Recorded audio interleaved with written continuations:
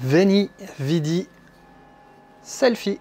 Salut, c'est Vince, j'espère que tu vas bien. Je suis de retour après une petite absence. J'étais notamment à New York, un petit voyage en mode famille. Enfin, à New York, principalement à Manhattan, hein, parce que New York c'est quand même très grand. C'est assez chouette, c'est vraiment le cliché de tout ce qu'on nous a abreuvé dans les séries. Du coup, j'aimerais te relater quand même une petite expérience qui m'a un peu secoué. C'est une prise de conscience que j'ai eue à ce moment-là. Et je pense que ça peut faire écho à notre pratique artistique, à notre pratique de musicien, de créatif. Musicien.fr, oulala c'est sexy. Juste avant ça, aujourd'hui c'est mon anniversaire, et ouais, me demande pas mon âge. Dans ma tête j'ai toujours 20 piges, malgré la bedaine qui pousse et la calvitie qui s'avance inexorablement. Toujours est-il que pour fêter ça, et puis en guise de Black Friday, parce que je vais pas faire une promo Black Friday, machin, mes couilles en ski, eh ben, tu as droit à moins 40% sur toutes les formations. Tu as le lien dans la description, il suffit juste de rajouter le code promo HAPPYBEE. Donc si tu avais des vues sur un cours, une formation en particulier, eh ben, c'est peut-être le moment pour toi de te faire plaisir et puis de te lancer dans de nouvelles compétences et parfaire, on va dire, tes compétences. C'était l'instant promo. Alors qu'est-ce que c'est que ma petite histoire? C'est pas grand chose, mais on est allé visiter le musée d'art moderne. Qui est gratuit en fait le vendredi à partir de 16 h. Donc voilà, si jamais tu te retrouves à New York, tu sauras. Et du coup, tous les touristes qui veulent pas payer 25 $ l'entrée se retrouvent à ce moment-là. Et je vais pas leur jeter la pierre puisque on en faisait partie. Mais du coup, ça a été l'opportunité pour, si tu veux, assister à un phénomène assez incroyable que j'ai résumé. J'en ai fait un email, un article. Donc si tu es abonné à la newsletter, tu connais déjà l'histoire, mais que j'ai appelé Veni, Vidi, Selfie. Parce que déjà j'aime bien j'aime bien les maximes un peu comme ça, et surtout c'était un bon résumé de la manière qu'ont eu les gens à se comporter dans le musée. C'est-à-dire que l'immense majorité des gens, hein, j'aime pas dire les gens parce que les gens c'est toi, c'est moi, voilà, c'est un concept abstrait, mais l'immense majorité en fait se baladait de toile en toile. Hyper rapidement, prenaient une photo, regardaient à peine s'ils étaient en train de prendre en photo, éventuellement même prenaient en photo la petite pancarte descriptive avec, tu sais, le nom du peintre, l'année, etc., le titre de la peinture, et puis ils se barraient, ils passaient à l'autre. Et très souvent, d'ailleurs, ils faisaient un selfie aussi devant le tableau, tu vois. Photo en général mal cadrée, plutôt floue, d'une œuvre d'art en fait qui s'apprécie a priori comme ça en direct. Alors justement, quand j'ai vu qu'une majorité de gens faisaient ça, ça m'a vraiment interpellé après coup parce que je me suis dit mais en fait qu'est-ce qui s'est passé quoi? Est-ce que ces foutus téléphones là, ils créent une espèce de mur entre nous et le monde réel si tu veux, et du coup on vit à travers le prisme ici, même si c'est peut-être, ça devient de plus en plus de la haute définition, en fait ça n'égalera jamais la très haute définition de nos yeux, de nos oreilles. Et si tu regardes bien, quand tu te balades par exemple dans des trucs touristiques, quand tu vas voir des concerts, etc., plus en plus de gens en fait, puisqu'ils ont la possibilité de prendre des souvenirs en fait sans arrêt du moment, quelque part ils ont oublié un peu de vivre le moment parce que ils sont plus concentrés à regarder à travers leur petit écran plutôt que de regarder le vrai grand tableau de la vie réelle, quoi. Alors je jette pas la pierre à ceux qui font des selfies, puisque moi aussi je fais des selfies, notamment avec mon fiston. Ça me fait marrer, puis lui aussi, et puis je trouve que ça fait des bons souvenirs pour quand il sera ado et qu'il me cassera les pieds.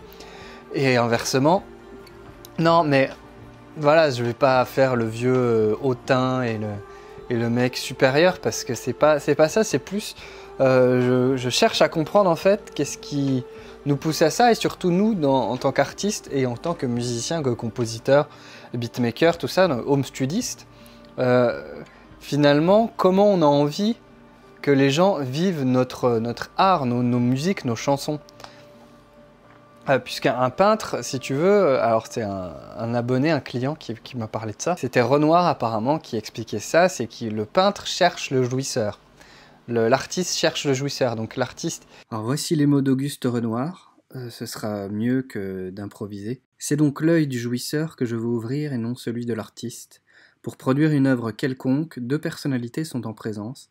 Il y a toujours le jouisseur et le producteur. N'est pas jouisseur qui veut. Il est peut-être plus difficile de le devenir que d'être artiste. Le jouisseur est en tout cas aussi nécessaire, sinon plus, à la production d'une œuvre, car c'est le soutien de l'artiste, donc le producteur ne peut pas se passer du jouisseur. L'homme le plus intelligent est trop long à devenir jouisseur. Il y en a qui ne le deviennent jamais, malgré tout le mal qu'ils se donnent.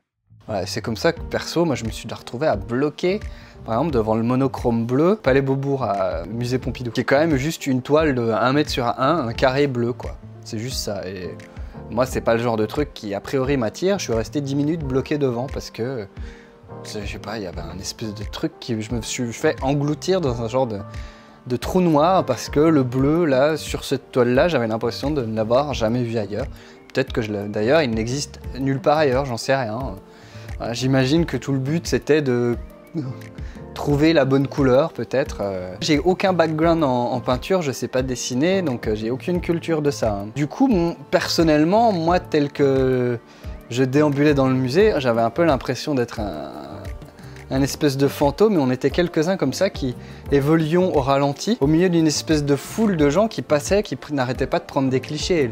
Le clou du spectacle, c'est le ciel étoilé de Van Gogh, qui devait être sans doute l'une des toiles, ou la toile la plus connue, la toile vedette de la collection du musée. Et du coup, il y avait une trentaine de personnes en fait devant le tableau.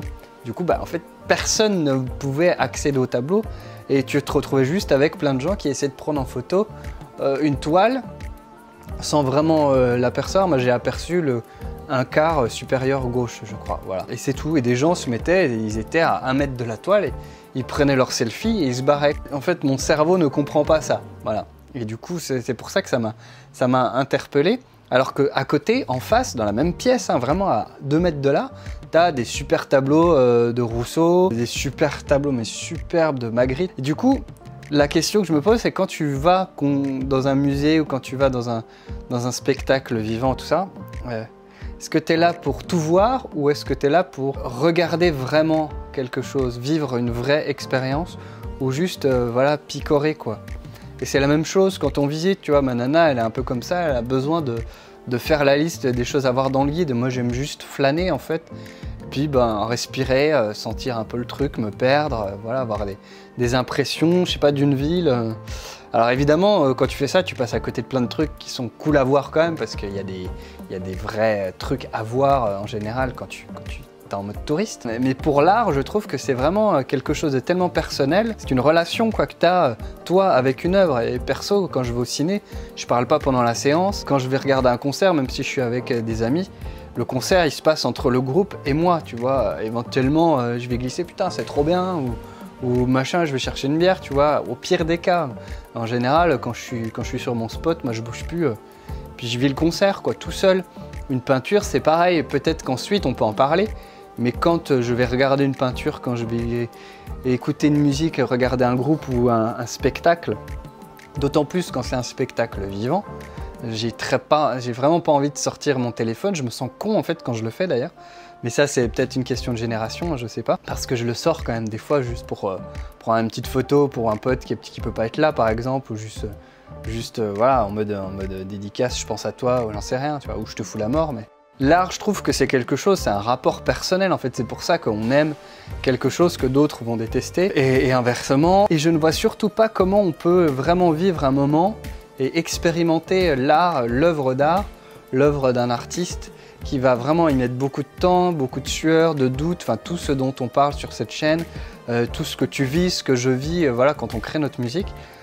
Tout ce temps-là dont on n'a pas forcément conscience, est-ce que finalement on est content que des millions de gens aient entreaperçu notre toile ou que une poignée ait vraiment ressenti des choses, a été bouleversée, tu vois, et été scotché au point par exemple de rester pendant 10 minutes devant un bout de truc tout bleu quoi. Donc voilà, c'est un truc qui n'appelle pas vraiment de réponse et c'est juste pour te rappeler que finalement tu auras beau mettre toutes les bonnes intentions du monde, tout le travail, la sueur, les larmes dans ta musique, dans ton travail, tu ne sais pas comment ça va être consommé, comment ça va être vécu par le public, tu ne peux pas avoir de contrôle, tu peux espérer, tu peux poser des clés, des indices dans tes titres, dans la manière de produire, dans les sons, dans les paroles, mais toujours est-il que un morceau peut être complètement interprété d'une manière qui est complètement autre que l'image qu'avait l'auteur-compositeur, par exemple.